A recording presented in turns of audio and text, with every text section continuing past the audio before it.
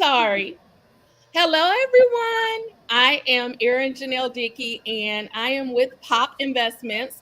And so, the reason for POP Investments is Investments is about investing in oneself, but it's also about investing in the things around us that are important. So, this is a very special segment of POP Investments because we're going to talk about the youth, because actually, we do own the youth. And we own the culture as well. So we're going to talk about that tonight. We're going to talk about violence, and we're going to talk about how it's affecting the Black race in particular. And I have some of my Albany friends that are here and family that are here, and I am going to let them introduce themselves. We're going to start with Dr. Williams, and then we'll go with Dr. Dawson, and then we will go with Mrs. Daisha. Hey, name's John, John Williams. I'm John L's boy, so I'm a junior. I'm from Albany, Georgia, and I'm a professor of biology, and I work with students quite a bit of the age range that we're going to talk about tonight. So I hope we have a great discussion tonight. Uh, Good evening, everyone. I'm Dr. Brian Dawson, also from Albany, Georgia. I work in Atlanta Public Schools as a public education teacher, middle grades education 6 through 8. And I am Dasha Jackson. I live in Albany. I am a state employee of 11 years in the field of case management. All right, and I am Erin Janelle Dickey, and I am a teacher. I actually teach high school students, and I've been a teacher for about 6.5 years. Also taught GED classes, and I have a variety of experience with both young people and also offenders because I worked at Calhoun State Prison as a GED teacher and a counselor for a long time. So that is who I am. I love young people, and I think they are great. And so we're going to just get started with this conversation, you all. Please don't forget to like and share this out because this is a meaningful conversation. And I do want to give one more disclaimer. We are not going to agree totally with each other. And you might not agree with what we're going to say, but let's respectfully agree to disagree, even in the comment section, okay? And so let's get started. So I want to ask you all, we're going to start with how do you all feel about the current state of hip hop and rap music? And should rap music be censored? Anyone can start. So I'll jump in. So first of all, thank you for having me. I really appreciate this, and I enjoy having great conversations like this. I think the current state of hip hop on two fronts, we got to think about it in this way. The first front is that music in general, from generation to generation, there's usually a disconnect. When our parents had jazz, not jazz, but funk and disco, their parents didn't like it because it wasn't jazz. When their parents had jazz, their parents before that, our great grandfathers and grandmothers thought jazz was sinful. So every generation is going to have a disconnect, and so it's really, really hard for me to say what I think the state of hip hop is without first admitting that there's some bias to what hip hop was when I grew up. But today, I feel like with that being said, hip hop has its great elements, it has its empowering elements, and it has its elements that may be trash or maybe a little negative in terms of what we hear. I also, however, feel like there is commodity and there is financial benefit for the negative hip hop, which is why we see so much of it. But also part of that is the consumers have to decide that they want more than just the negative hip hop and make the positive hip hop and the other elements that are out there, make them more consumable so that more money will be invested behind it. So it's partly the dealers and it's partly the users. And the users in this case are us that consume hip hop, and the dealers are the companies that only give what seems to sell. But we also have to keep in mind that the folks who buy most of this hip hop nowadays aren't us. It's other cultures, other groups, and so they're actually driving a market that we don't necessarily control. So I think we have to keep all of that in mind when we start talking about the good and the bad of hip hop, if that makes sense. That does. Thank you. And honestly, first of all, once again, Aaron, thanks for having me. It's been a long time since we've done this, but I definitely will piggyback off of what Dr. Williams said. I also know I have to preface my statement with, I know I'm going to sound like the old man saying, "Get off my lawn." I already know when I say this. However, I am a bit concerned about the state of hip hop today, from this aspect. Not that, the negative aspects of hip hop haven't been there for years, and we understand that. We go back historically, we talk about the introduction into gangster rap, and then the sort of materialistic raps that started appearing more in the mid to late 90s and things like that, as hip hop was moving away from being a conscious voice of African American youth to kind of sort of give insight to America what was going on in neighborhoods. However, I will say that it just seems to be, in my opinion, there's not enough balance. When we talk about on the radio and we talk about what we're listening to, it seems as if there's less balance today as it was back when we were younger growing up on it. So, you may have had some gangster rap, but you also had some positive messaging music as well. And it seemed as if there was a space for all of that back when we were growing up. And it seems like there's less space for that now. I do agree with you, Dr. Williams. It's partly the consumers and partly the fact that who's driving this vehicle right now isn't necessarily the group that the music was created by and created for. So I definitely, am worried about the balance.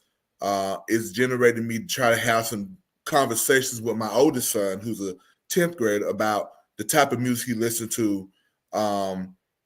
He thinks I'm just being a cool dad when I let him listen to music in my car, but I use that as a genesis of conversation and having him to see if I can kind of sort of help put a little bit more of a reality tip about what's real and what's entertainment. And I agree with both of you guys. Back in my time, hip hop actually told the stories that they lived. Now it's, with this new social media stage where it's impressing someone, they don't actually live out the lyrics.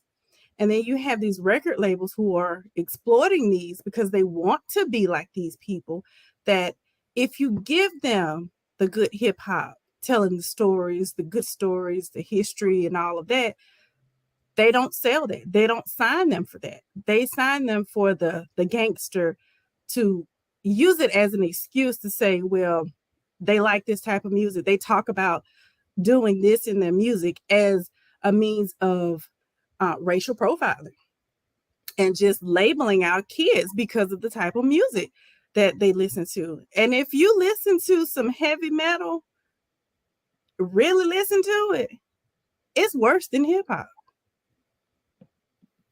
Oh, wow. So, and look, I agree with you all in a sense. Now, I will tell you, Dasha, I'm going to tell you that I believe that a lot of these rappers are living out their lyrics.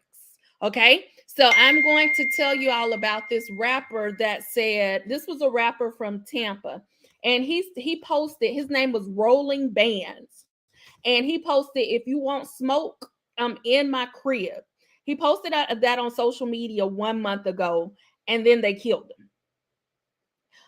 When we talk about rappers, I do want to give y'all a list of rappers who have died for gun violence. So we have Young Dolph, we have Takeoff, we have P&B, we have Ari Williams, which was the Rolling Bands.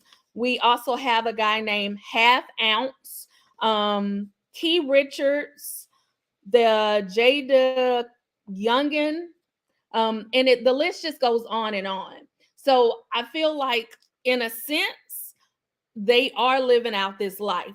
I like, what is it? Young Thugger, the lifestyle. And we like some of the beats, like my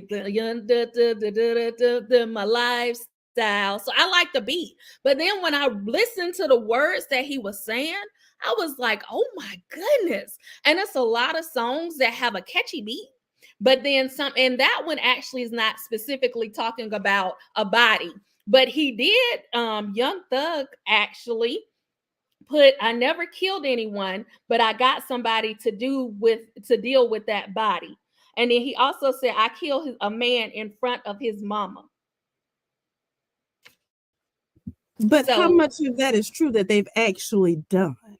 well, Just they have records with Young Thug, and allegedly, this is allegedly, all allegedly, okay? But they do have records where there was this murder, and he was literally, the witnesses said that he was there, and they rented a car and everything. This is court records, allegedly.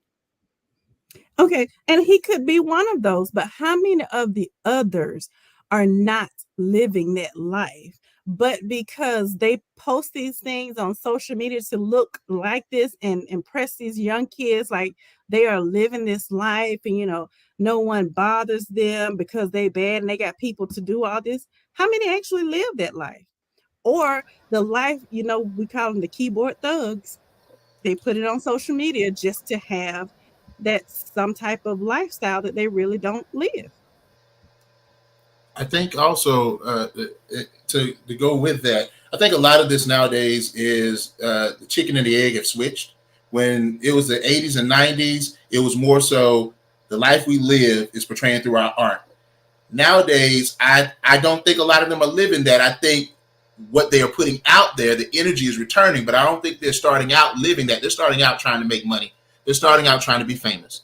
And to be honest with you, I can't really knock that part of it, because most of us get into whatever career we get in, whether it's rap, hip hop, music, academics, whatever, to try to take care of ourselves. So the lure of money is important. It's just that they're starting to bring that energy back to themselves, because some people don't know the difference. So a lot of them probably aren't living this lifestyle directly, and they're being brought into it because their lyrics are making people make them live that lifestyle, if that makes sense. So instead of the music reflecting the art is now, the music reflecting the life is now coming at them because of the music that they put out. That's what I think. And then also too, with the clientele that they're claiming to be in, or the type of people they're claiming to be, you have some people who really are living this life who want to pull your card. They want to see if you bout what you're talking about on wax, and so that's also very problematic. And again, like Dr. Williams said, it's all about money. I mean, we live in a capitalistic society. I remember when Jermaine Dupri was publicly kind of castigated a little bit because he said that he doesn't really. They're asking him who's the best female MCs are right now. And he just said, "I really can't say because it all sounds like stripper music to me." Mm-hmm. And so Cardi B, in response to Jermaine Dupri's comment, which in my opinion, I understood where he was coming from. We're just in sensitive times. So maybe the way he said it or how he said it, maybe he didn't choose his words carefully enough. However, I understood where he was coming from. But Cardi B responded back with something I felt was very telling. She said, we would like to rap about other things, but that's not what y'all listen to. That's not what y'all stream. That's not what y'all downloading. So we have to make money. So then we go to things that we know you guys are going to gravitate to and get the streams of it. I'm paraphrasing what she said. I'm not quoting her directly. So these things come into play as well when you're talking about what's being put out there. Oh, and then also too the repercussions of the lifestyle that you're claiming to live. I got a quick. Oh yes. I'm sorry. I got a quick question. If maybe y'all can answer this for me. What is the role of the record labels in protecting these rappers? Like, do they supply bodyguards? Do they talk to them? Do they pull them to the side anymore like they used to do and say, "Hey, you're gonna get killed doing this"? Because it seems like that's going to counter to money making unless you got a great insurance policy on all your rappers. That's what they're doing. That's exactly what they're doing. They're taking out insurance policies on these rappers. Mm-hmm. And also, can I also say, a lot of the repercussions won't blow back on these record executives because let's be real, these record executives don't look like us. They're not really representing us or our best interests, and they have ways of protecting, their circles and making sure that this blowback doesn't come back to them or their families. And I'll be honest with you, as long as they're making money, it's kind of like what that saying was that fate wars have casualties. And I think that's really how they're looking at it. And but there's the problem that I have with it, and you all now don't get me wrong, I love hip hop. I love the old hip hop. I even love some of the new music if we would just change the lyrics to it. You know, Puff Daddy, his son has a song out right now, Can't Stop, Won't Stop. I like every word until he gets nasty. And then I'm like, that's terrible. But my thing about it is the music is influencing a generation. It's influencing kids to feel like they can shoot people. I don't know if you all know that there's these hood blogs. And so these hood blogs go to the inner cities. They've been all over Atlanta. There's a guy, his name is Miko Worldwide. He's been all over Atlanta, and these kids think it's cool to like kill. They show all of their guns, they smoke on the camera, and it's a generation that is literally smoking on camera and bragging about killing.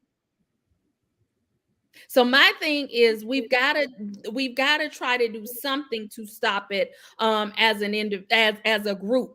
And a lot of times I feel like everybody's living their own lives, and that's good, but it's okay until it comes knocking at your door. And that music is influencing kids. It really is. And I have a son. I have a young Black son, and I'm not going to lie to you all. I don't worry about him getting hurt by a police officer. And I know, and we're going to get to that, Brian, but I worry more about another young Black male harming him. And that's sad. And I know some of you all will not agree with me, and that's okay because we can agree to disagree. But we've got the music. Remember, Brian? So, Brian, you brought up communism. Will you talk about that really quickly? I just kind of, full disclosure, Aaron and I was talking the other night, and we kind of got into some of these discussions because, we did get into a debate about the whole young Black man being murdered by young unarmed Black men being murdered by white cops, and the other argument about, well, if Black people stop killing Black people, then maybe or whatever. We got into that debate that's been going on for a while. But anyway, one of the things I said though was, I was talking about China, and I was just talking about how they regulate what you can search on the internet, how they filter things that come through. And I was just, made a light joke that maybe there is some benefits to communism that, capitalism, or that the way American, or the way we do things in America, that we could probably, take from that. Because I do think that there needs to be some sort of filtering as far as what's able to come through, what these kids are able to search and look up on the internet and things like that. So I made a little tongue-in-cheek comment like that about that. But I do want to comment one more thing, Aaron, real quick, and then I'll be quiet, let the other two panelists get in. One of the things I think we need to consider is, Aaron, we're in different phases of our lives. Happy early birthday. I want to get that out of the way. And happy birthday to you as well. Appreciate Hope you had a great birthday. Thank you. But we're parents now, and things that matter there are things that matter to us now in our 40s that we really didn't think too deep about in our 20s when we listen to hip hop. So I think we also have to acknowledge that our musical style tastes are changing because we're evolving, and we're evolving into something different than what we were when we were young and when we were teenagers and we were fresh in college, and life was a more simple thing to us because we didn't have as many responsibilities. So I think that's important to note when we talk about these lyrics, because one of my favorite artists of all time is I love Jadakiss a lot, but there's another artist, Styles P. I mean, there's a song that I love that they have out, and one of the lyrics is, you want to kill her, go in and shoot him while he's taking a dump. That was in the 90s. That was our music, and that's what we listened to. So I think we have to really acknowledge the fact that we are in a different area in our life now. So there are certain things we're in an area of life where we're looking for some more substantive and positive and uplifting things, but we didn't think about those things when we were young. And even with that, Brian, we still have some people in their 40s and 50s that have never done this lifestyle, that they think that this lifestyle in hip hop is the way to be. And they sadly are raising children to be that way. So how do you get those adults who listen more to the hip hop than the children do? And the children see their parents living this lifestyle, so to say, but they're not living the lifestyle, and they worship their parents. Oh, I want to be like my dad, or I want to be like my mom. So you can't just say it's all hip hop. It is a little bit, but then as parents, we have to be mindful of what our children see us do and be true. Because if I'm a parent, I'm listening to this hip hop and I'm going to be whoever this hip hop describes because I want to be in the streets and I want to be known as the hard B and all this. What is my child seeing? What foundation am I laying for my child? I am laying that lifestyle in hip hop when in reality, that is not my lifestyle. So So you, I think if I may jump in real quick, a couple of weeks ago I heard Mae Jemison, the astronaut, speak, and she shared a James Baldwin quote, and I'm going to paraphrase it because I'm not good at quoting word for word, but it said the children rarely do what you tell them to do, but they rarely fail to imitate what they see or imitate you. In other words, they may not necessarily do what you say, but they will do what you do. And that's the opposite of how we usually talk to our kids. Do what I say, not as I do. And they end up doing what you do and not what you say.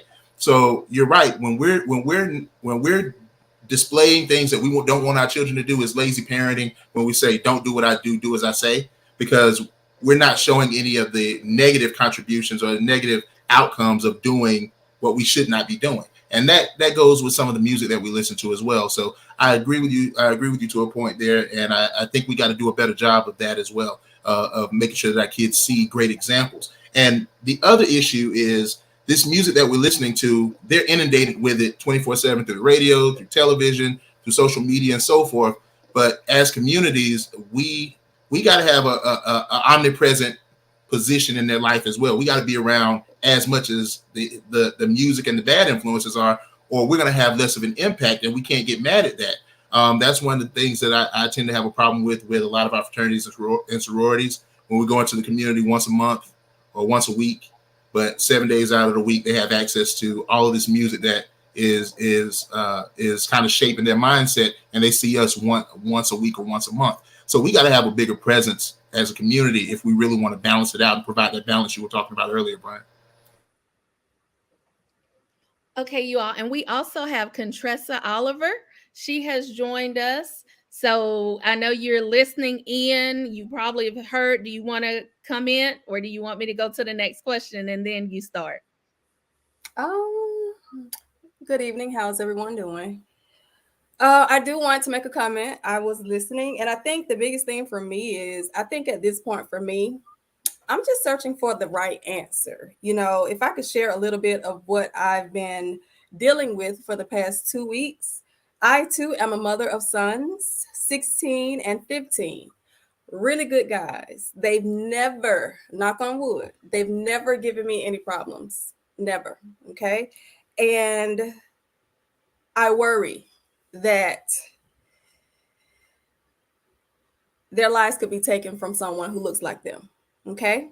And I say that because I don't want to call too many names, but I'm really close with a friend who lost a son a couple of weeks ago. And I think Aaron knows who I'm talking about. His funeral was it at State Farm, the arena, Takeoff?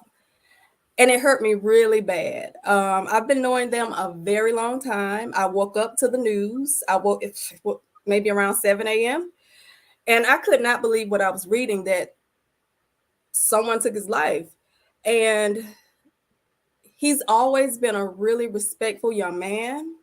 He's never been in any trouble. He was respectful. Every time he saw me, it was yes, ma'am, no, ma'am. And for someone to take his life over something so senseless, I don't know. It really messed me up.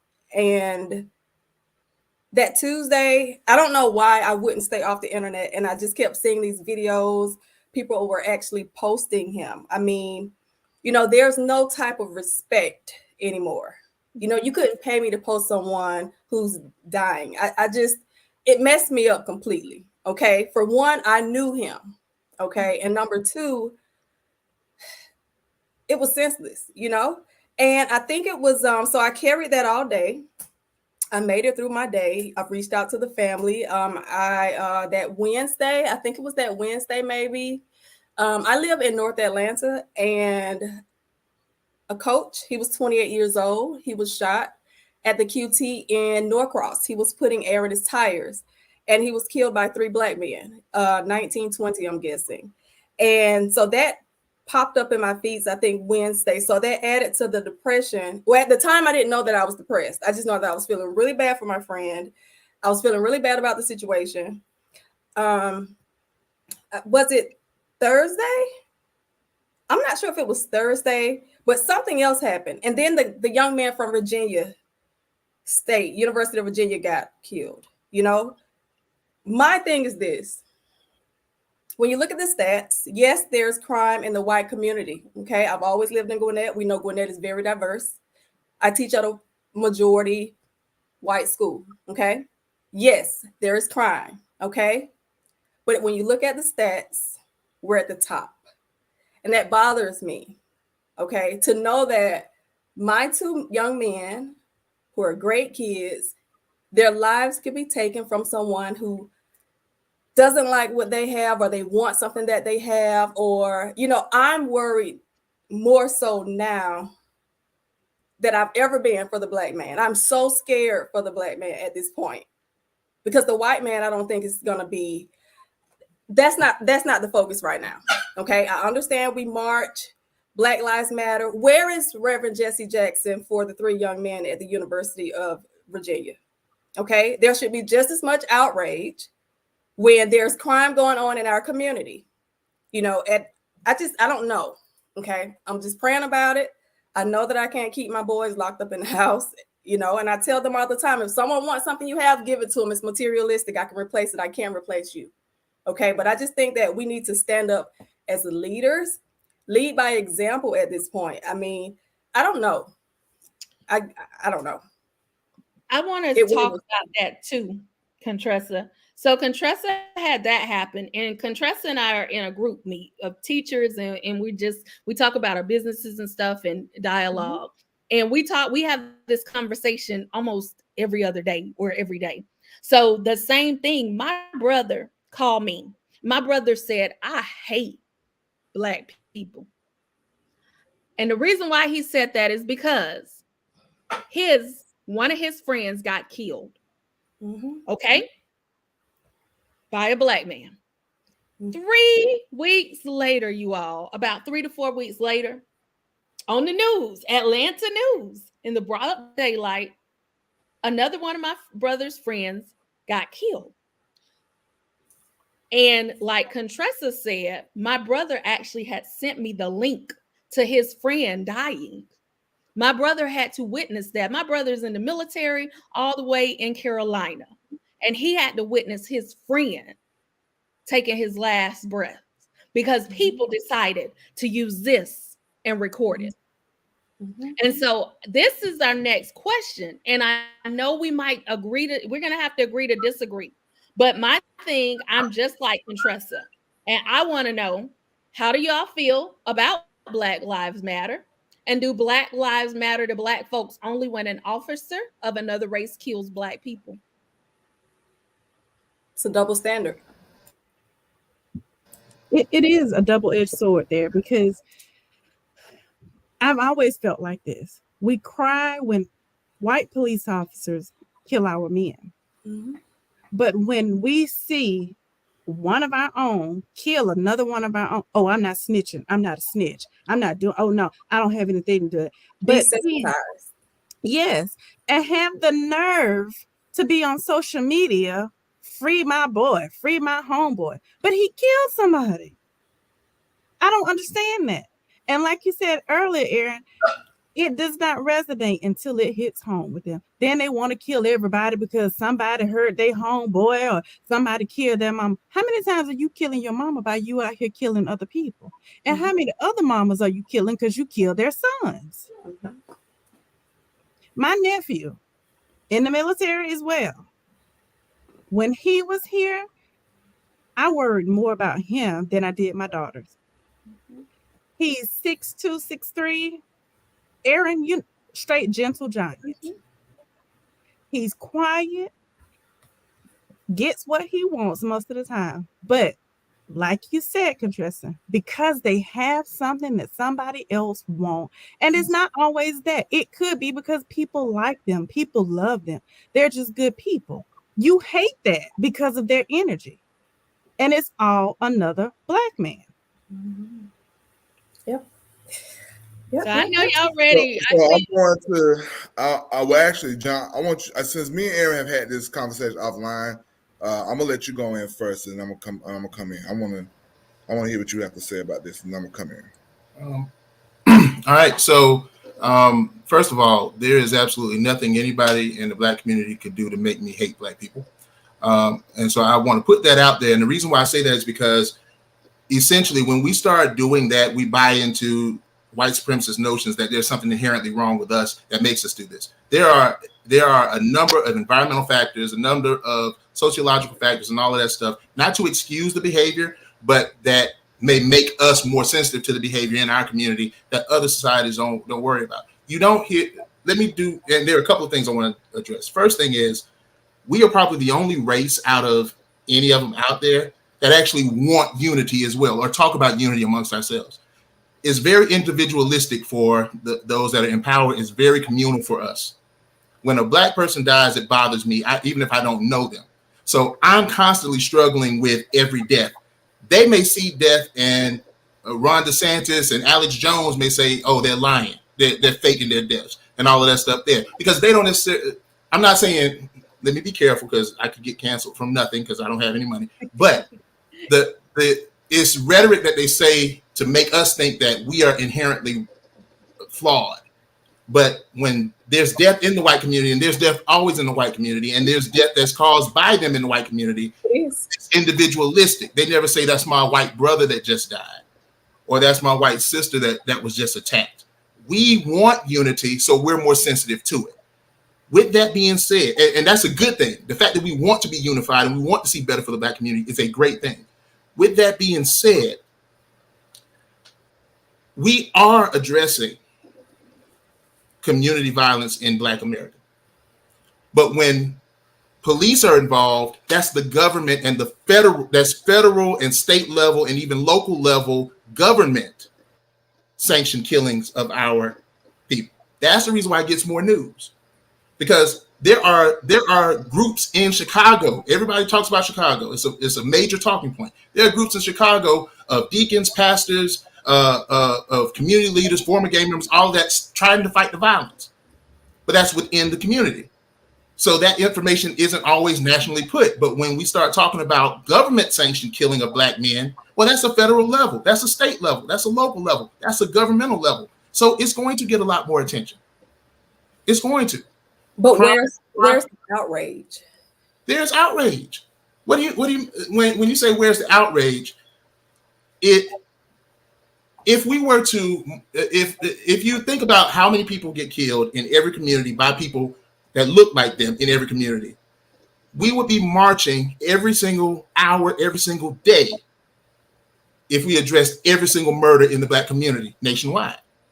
And if every other race did that, they would be marching every single day, every single hour for every single person. That doesn't mean that any death is more or less important, but there is some context behind why we see more local issues being addressed by local groups, but federally discussing and nationally discussing things like police killing black people. It's because of the stratification of where these things are happening. And I would also like to add, for years, we have seen community rallies talking about let's stop killing. We've seen programs that incentivize people in our community to turn in weapons. And this is historic. But as John said, because of the fact that it's more localized, and typically local leaders, local political groups, local organizations who work together to put on these rallies and demonstrations that have historically been going on since before we were even born. It's not going to get that press. Also, when we talk about white cops killing unarmed black men. We're talking about an organization that, one, we know wasn't really founded to protect us to begin with, but also, two, we're talking about now in the context is they are literally there to protect and serve the community. Well, when someone who has a gun and a badge, who is paid to protect and serve my community, decides to murder me, and then there's no indictments whatsoever. Because see, here's another thing we don't want to talk about when we hear and say, oh, we don't care in our community when blacks kill blacks. Not true. And you're talking to someone who within 3 weeks of 2017 lost 2 cousins to gun violence with black on black crime. And trust me, I was outraged. I was pissed. Still am to this day. However, when we talk about this, those black people who are caught killing other black people, over 90% of the time, and I don't know the real stats now, but I'm going to bet you it's in the 90s, they are indicted, and in most cases, they are convicted. So when we talk about the outrage for white officers who are killing us, part of that outrage, because we got to stop oversimplifying, we got to stop kind of coming with simple solutions to complex, multi-layered issues. We're getting convicted. If I go and I kill John, and they know I did it, it's on video for everyone to see. Who's investigated, then it gets released to the world. I'm going to bet you I'm going to get indicted, I'm going to get convicted. But when people who are paid to serve and protect our community, okay, pick us off, and they don't get indicted a lot of the times, they don't get convicted a lot of the times. Indictment for me is going to be swift. Indictment for them is not that swift because they're hiding behind some type of sovereign immunity that is in legislation designed to protect them anyway. It's multi-layered. We don't get that type of protection to the community when we go and do this. But it's not that we're not outraged. We are outraged. We've been marching. We've been having rallies. We've had Stop the Violence rallies get shot up by gun violence. We've had that historically for years. It's been there. It's not going to get that attention because of the fast localized, but also two, there's more layers behind the other side of it. But we can fight 2 fronts. What I don't like about this discussion and this juxtapositioning of the who are, well, black people stop killing black people versus people who are outraged and trying to say, hey, Black Lives Matter, right? The problem that I have is that as long as we get bogged down in that debate, as long as we get bogged down in that discussion, they will never be able to solve any of them on any front. Like all it does is a red herring tactic to distract us. Yeah.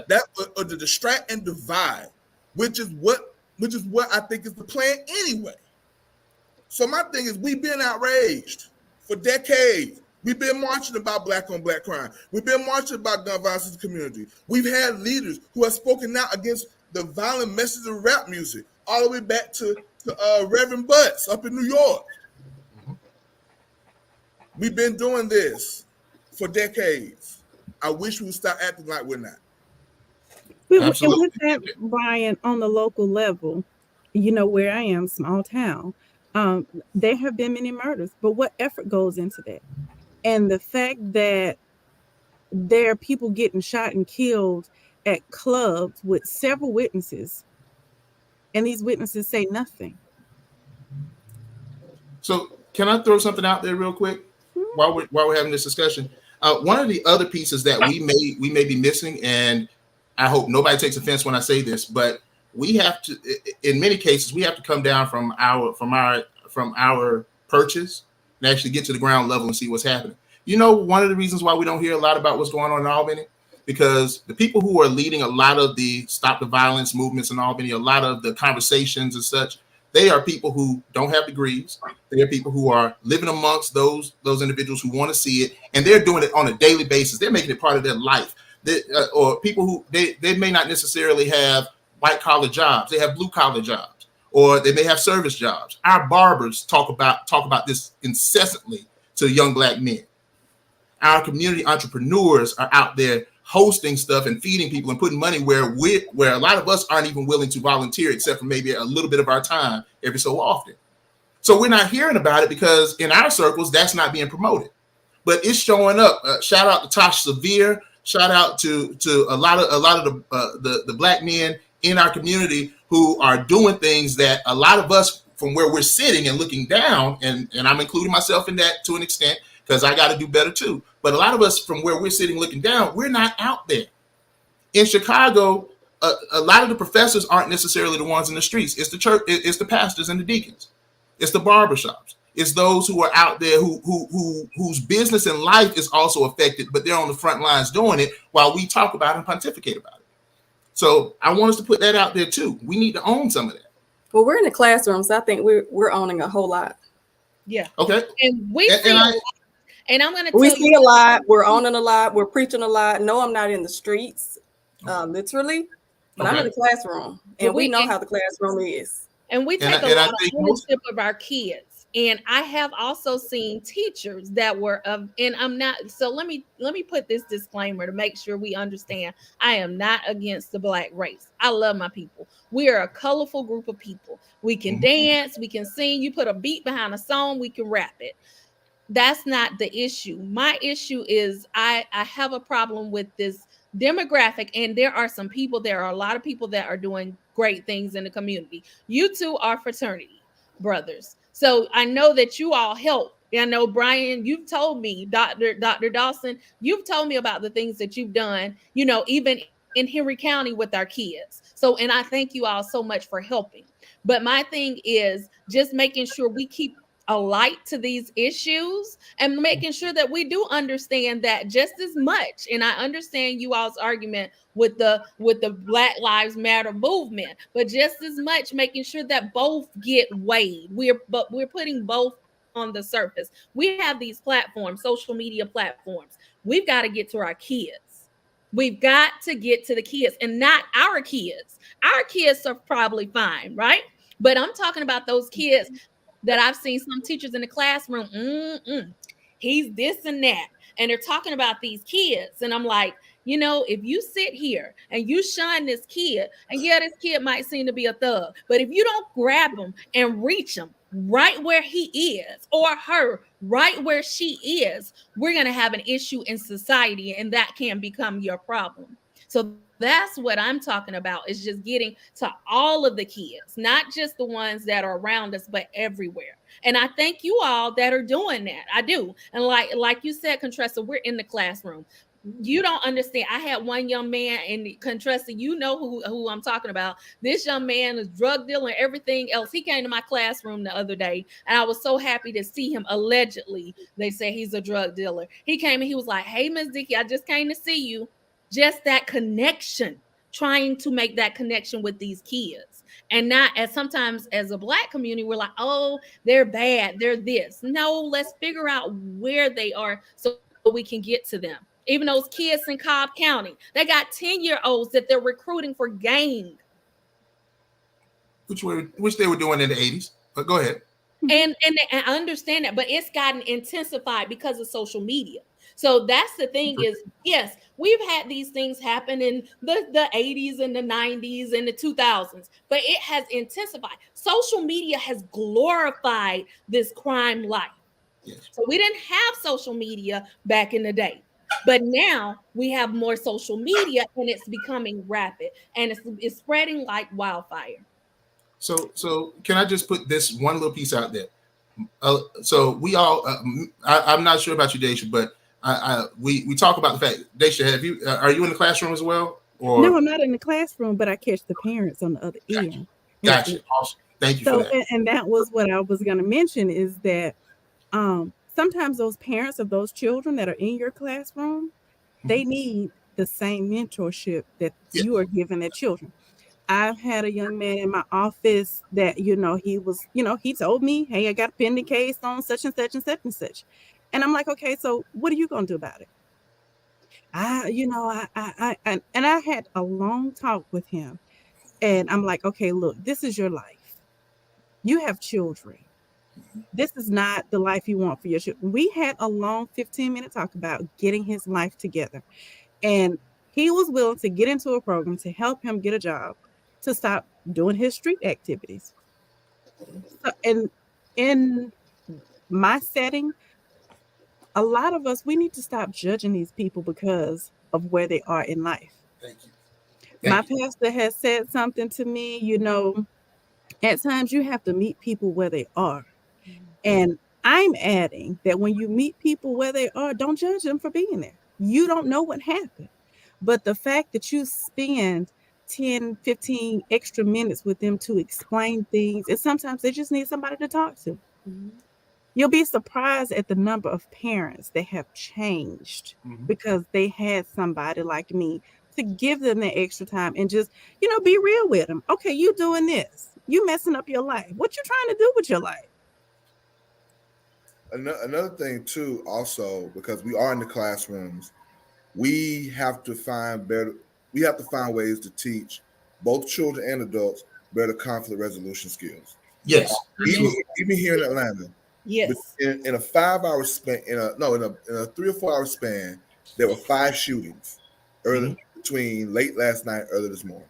And these 5 shootings, 2 people have passed away. We have got to start working on teaching conflict resolution skills, because that's also what I'm seeing. Too many people are too quick to want to just grab a gun and end the life. And part of that desensitization goes back, desensitizing to the violence and the death and everything goes back to something Erin said earlier about how her brother had to witness because people were doing this, right? Yeah. One of the things I don't do and what I can't stand, and I'm urging anyone who follows me on social media, please stop sending this stuff to me. I don't open it, I delete it, I don't click on it. I did accidentally click on the video of Takeoff lying on the ground, and that bothered me. And I immediately turned it off. And then with the young lady who got murdered by her friends in Mexico, I heard there was a video, and I was on the phone with someone. They were like, "Hey man, I'm about to see it." I said, "Don't send me that. I don't want to see it," because that is what's desensitizing us to people's humanity. So I'm urging everybody who's tuning in or who will tune in later. I know Aaron's recording this. Like, please stop sharing these videos of Yeah. people dying, getting beat up. Like, we have to stop doing it. It's not funny. It's not entertaining. If that was you, you would want to go viral like that. We have to be we got to do this at the grassroots level, and we got to tell people, hey, don't send that to me. Don't send it. And if you keep sending it, I'm gonna delete you. I'm gonna block you. Like, I don't want to see it. And we have to start doing that now. Brian, we have as a society, we have a major fascination with violence and death, but we don't have a healthy respect for the finality of death.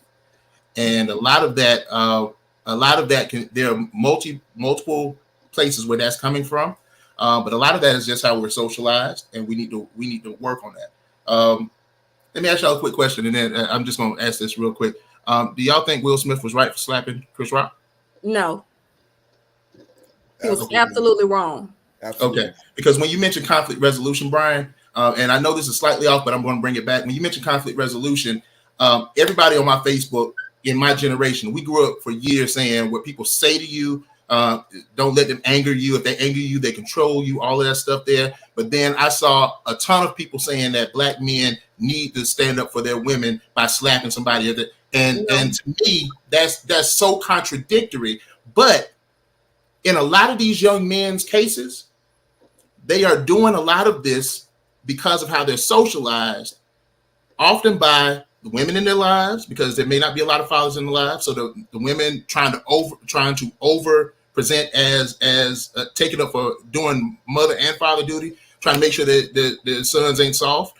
A lot of this is due to a lot of the women at their age expecting a man that's going to take off as soon as something happens. They're trained to go. They're going to respond. People are encouraging this, not even from the rap level. People in their peer group is encouraging being able to be violent in response. They're not teaching these conflict resolution skills, and we're seeing it even at the celebrity level, where folks are congratulating Will Smith for smacking Chris Rock, knowing good and well that if the average person did that in real life, they're going to lose their freedom, their job, or their lives themselves. but so many people were saying that that was good. So all through life, we're telling our kids, you know, don't resort to violence, don't resort to violence. But then when you get grown, okay, it's okay now. And with that, John and Brian, you were mentioning the conflict resolution skill. It goes back to that. They don't know how to express themselves, their emotions. Those fights and, you know, punching people, those are tantrums that they're throwing. And a lot of women are not going to like this, but the men that grow up to be like that, the women, the moms, and the women in their lives are responsible for that.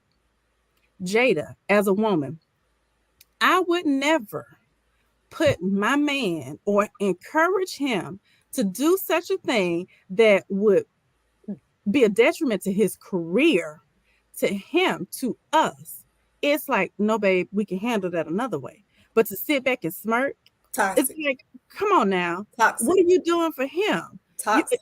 You are, we quick to say we need to protect our Black men, but that was a great example of how we need to protect our Black men. Yep.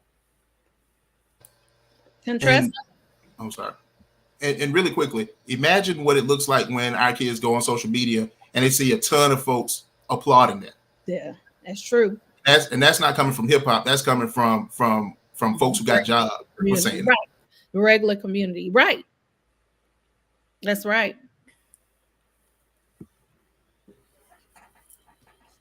All right, you all. Okay. One of the things that I try to focus on with my students is, you know, there's so much division amongst the young kids. Again, conflict resolution, them not knowing how to control their emotions, their feelings.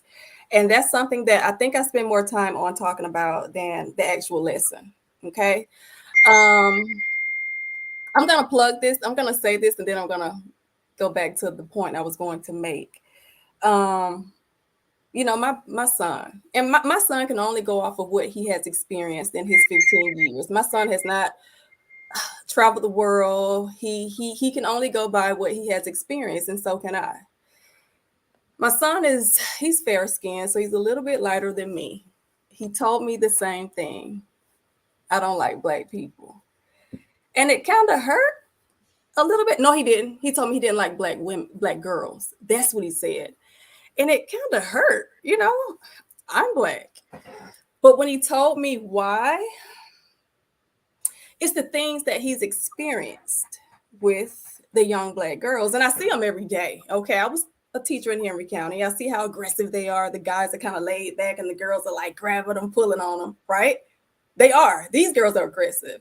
And my son, he was like, it's just, they do too much, you know, pulling on me and this, that, and the other. And another thing, he was telling me that he hangs more with the Hispanics and the Asian kids because the Black kids were saying that, you know, he was light skinned. So he thought he was better than them because, you know, he was lighter or his hair was colored. They would talk about it every day, say it looks like hot Cheetos. But the Hispanics and the whites didn't say a word.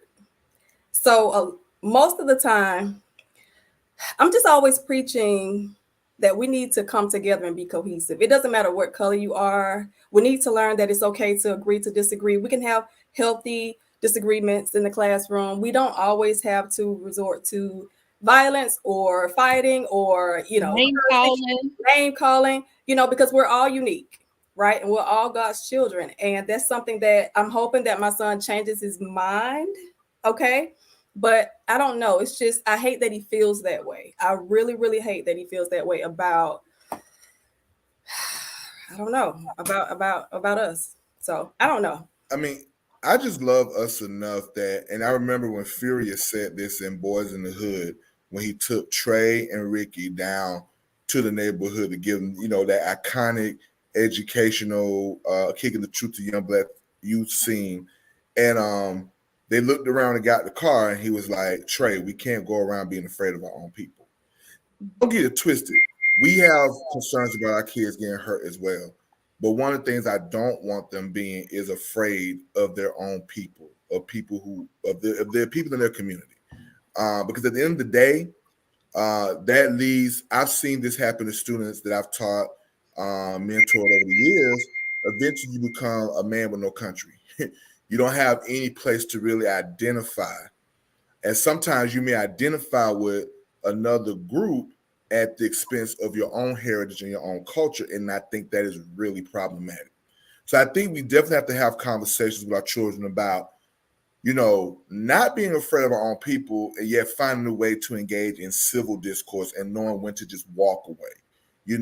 We have to teach everyone. I mean, we see this in our jobs. I mean, even as educators, we've seen it where even our colleagues are incapable sometimes of having civil discourse. And we have to get back to that. I think that is a lost art and a lost element. Me and John have been friends since we were 11 years old, and we don't always agree on everything. But what we've never done? We have never put hands on each other. We've never put hands on each other. I mean, that's been my best friend for over 30 years. We've never gotten to that point. Have we had heated debates? Yes. But we were both skilled in the art of civil discourse, and I think that's what we have to get back to. You all have hit on some topics, which is great, and I agree. Just teaching our young people how to, on this live, we're not agreeing with each other with everything we say, but being able to have meaningful conversations. I think that's what's wrong with America, is the fact that Black people and white people can't get together and talk to each other because someone will offend each other. But we need to be able to have these type of conversations, and we need to teach more of this, because the first thing is, if I don't agree with you, then I've got to hit you. And that comes from reality TV. You all, Brian, we mentioned this when we were talking. I used to love the Housewives of Atlanta till I realized, wait, these are grown women that are throwing hands on each other, and young ladies are watching this. This is not good. This is not healthy. This is not a good representation of my group of people that I am with. This doesn't work. That's what they're looking up to. Back to what I said when I first logged on. We need to stand, and you're right. I'm going to agree. I'm sorry, is it Dr. Dawson? I'm going to agree. Just call me Brian. Oh, okay. I'm going to agree. I think for the most part, I kind of became desensitized as well. But I think when it happened with Takeoff, it hit home. So all of a sudden now I'm like, oh my God, let's go. Let's get this going. And, I'm guilty as well. And, I don't know. I just really feel like, as I stated before, we have to step up and be better leaders. For one, I do not watch anything with fights. When it comes across my news feeds, to see people just like fighting and stuff. I didn't really grow up in all of that anyway. To see like the Housewives, this new show on Zeus, where the guys are like choosing a lover and they're fighting. I don't watch that kind of stuff. Okay, I just don't. And I just think that that's what they're looking up to, and that's what they're thinking is cool. But we as parents, we as adults, we as teachers, we as leaders, we have to stand up and let these kids know this is not it. And there are a lot of, I definitely agree, there are a lot of children in my classroom. You're thinking, okay, what's going on with this kid? But then when you speak to the parent, you're like, oh, okay. So when I have this meeting about conflict resolution, let's invite mom and dad, because I see it's trickling down. It's not your fault. One thing I've learned is that you always get their side. It's not always about you. You never know. Everyone has a story. You never know what they've gone through to make them be the person that they are. One of my mottos, I always meet a student where they are and bring them to my level. Always. I have great relationships with my students. I don't know. I just feel like there's so much work to do. And now that has kind of hit close to home for me, and my boys are now 16 and they can go out and they can drive. I don't know. Honestly, I'm just afraid at this point. And I went to church Sunday. The burden was too heavy for me. The spirit of fear, the spirit of anger, the spirit of like, whose fault is it? What can we do? I just had to kind of lay it on the altar. It was too much for me. I work full time. I can't be crying every day. I can't be stressed out in isolation. So at this point, I'm willing to do whatever is necessary at this point to get people to realize that we have to step it up and we have to lead by example. And that's one of the reasons why I wanted to have this conversation and have more of these. I remember Brian was like, yeah, I'm through talking about relationships. And the thing about it is, relationships are good, right? And you might see me on a live next year talking about relationships. But right now, this is important. And one of the reasons why I have POP Investments is because I want to talk about investing, and I want to talk to people about how do you invest and how is your life going well, or how do you, and just really bringing our community together. This kind of stuff is not going to get the likes. It's not going to get people watching, but we have to start somewhere. We have to start where we're at. So that means we start with these conversations. More people, I want to see it on more people's timelines. We start, hey, we need more music. We've just got to demand some things in life. And we got to keep doing the things that we're doing, like mentoring kids. Y'all, I spend a lot of time with my kids. I don't post on my social media what I do with my kids in school, but I've got a whole Instagram page for my students, and what I'm doing with them. So I'm spending the time with my kids and my girls and mentoring, but I want to do more for the community. I want to talk about investing. I want to talk about businesses. Like Contressa and I, we talk about businesses. We want to talk about things that are going to uplift us. So these kids will start seeing, hey, I can invest. I can do this. Talk about being married. Those are things that we do need to talk about, because 2 incomes is better than 1. So things that can build our community. That's the reason for this. And I want us to have more conversations like this, and a part 2 of this. Black Wall Street. You know me. Yeah. And Aaron, with that, you were saying we all need to sit down and talk, blacks and whites and whoever. But when we talk and don't listen and hear each other, it's pointless. Because your experience is totally different from Joe's experience or Susie's experience. And even though Susie was not the one to say such thing, or, that wasn't me, as I said, that was back then or whatever. But to hear how it played a role into where we are now, you have to hear people when they say things like that.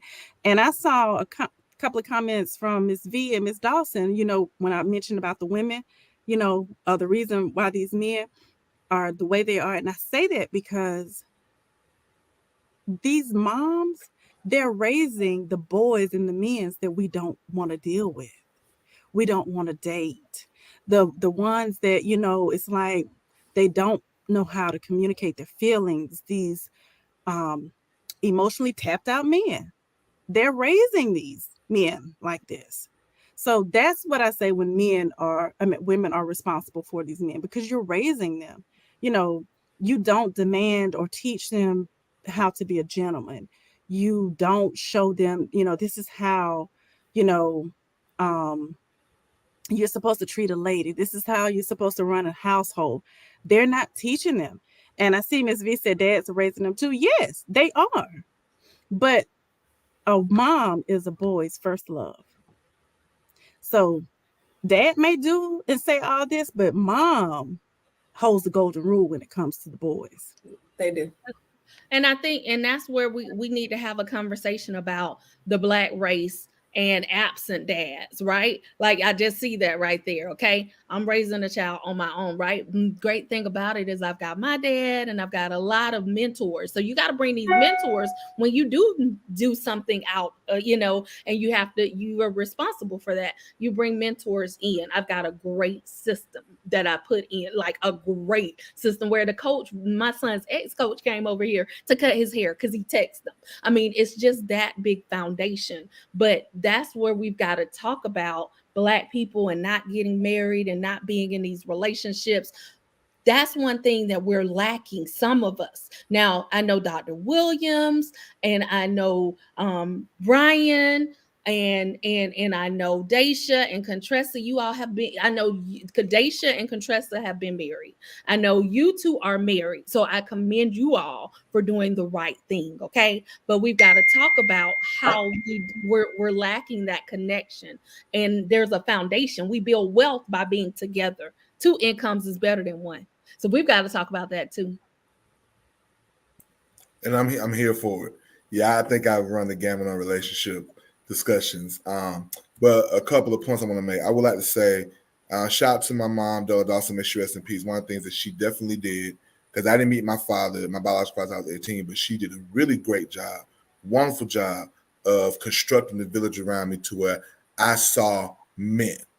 Shout out to John's dad. Shout out to my boy EJ Ernie's dad, Ernie Senior. May he rest in peace.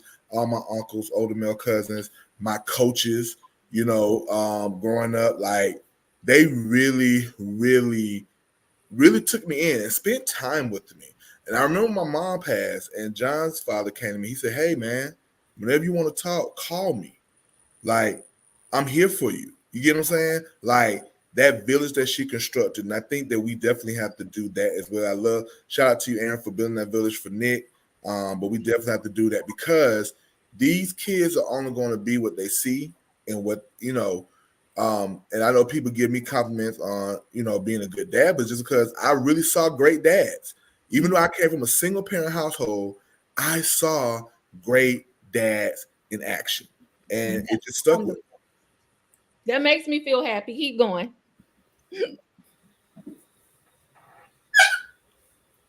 I'm sorry. No, that was it. I mean, I just saw that, I mean, that does make a difference. And unfortunately, a lot of kids that we see, that we teach, don't necessarily have that luxury that I've had.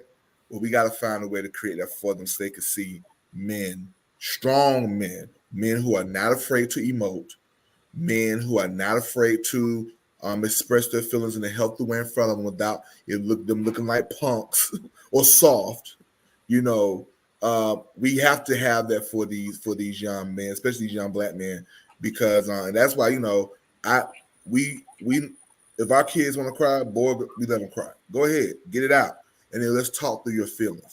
We want you to be able to articulate yourself and advocate for yourself when you get older. Well, you all, we're gonna end because I try not to go over an hour. We want to be mindful of everyone's time, but like I said, there will be a part 2 because I have questions that weren't answered. This was great, meaningful dialogue, and this is what I want to have. I want to have meaningful conversations, and I also want to let you all reflect. So I'm going to start with John, then Shonda, and then Contressa, and then Brian. Last thoughts. Yeah, I think this is a great start. It's going to be it's going to take a couple of conversations if we really want to get to the root of a lot of these problems. But I think we're hitting on some of the things that people don't often talk about, and that is the ability to emote, the ability to do conflict resolution, and these conversations are not really being had. Is usually about the issue that happens or the event that happens, and everyone says, "What do we need to do?" And it's always something that doesn't tap at the real root of the problem. And so I appreciate you for having a platform where you're trying to get to the root of the problem, because I feel like in the next couple of conversations, we'll actually uncover a lot of things that's going to be the why behind all of these things that are happening. So thank you for inviting me. I enjoyed this. You're welcome. As always, I'm here whenever you need to talk about anything. But as John said, this is definitely something we've needed to talk about since Trayvon Martin, to be honest. A part of this wholesome conversation is we're going to have to sit down in our truths and accept our responsibilities. And that's just it. Contressa? Definitely think this is a great start. I think that as we move forward, as a teacher, I think some type of way we are going to have to reach the parents, okay? Because the parents are creating these little people, and it's not their fault, okay? I am big on accountability, but being in the classroom, it's not their fault.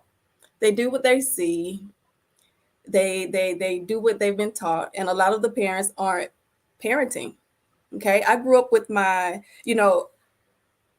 model the person I want my students to be. I'm always together. I have students. One of the biggest things I can't stand is when my students say, "Miss Oliver, I have to pee." That drives me crazy, and I tell them we don't say that. Okay, we don't need to know what you're doing in the restroom. So I'm constantly trying to mold my students into the person that I think they should be. So with that being said, I think this is a great start. I think that more adults need to stand up to the plate, be leaders. We got to get to the parents, okay? not the children. We have to get to the parents. So hopefully we'll see a change. This has been great. I've definitely enjoyed this discussion. When Aaron first came to me about it, I said I'm all in for things like this. I want to challenge anyone who's watching this or who will watch it later on our pages. Let's start sharing things like this. Let's start changing what we're sharing. We have to take charge of this narrative, and we have to take charge of how this narrative is being disseminated and how it's being produced. We need to start sharing this, and we need to start changing the algorithms on social media so that this will start, so that discussions like these will start popping up more on people's platforms, more positive imagery, more things like that, because it starts with us. It starts with people in our circle. So one thing is I always do, I always send this out to everybody I know. I share it on my stuff, but we have to start, changing, how we operate and what our digital footprints are on this social media thing. And I think that can start a wave to begin to help plant the seeds that germinate and change how we approach life. So I challenge anyone watching this, share this. Don't share the fights. Don't share the ignorance. Share things like this so we can start to open our minds to a different way of thinking, a different way of operation. Love that. Love changing a digital platform. That's what we have to do because that's where we can reach people. We've got a digital platform, you all. Let's use it for our good. So that's all I want to say. I thank you all so much. And again, I love my people. We're beautiful. We're colorful. We are so creative. I've got some amazing students. So I want to talk about those students in college because we've got some amazing Black people that are doing amazing things.